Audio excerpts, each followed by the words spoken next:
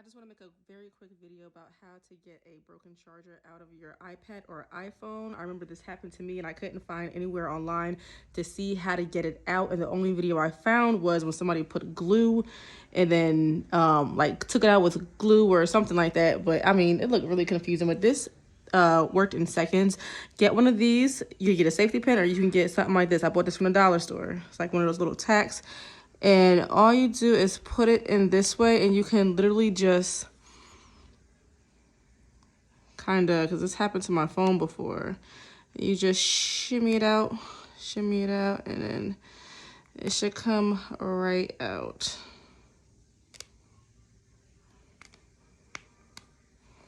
Hold on. Let's see, it was almost out.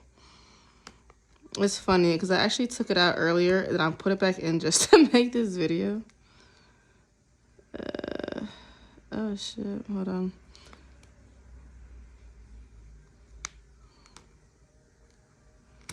Yep, and there you got it. It's out. It's the easiest way. Pen.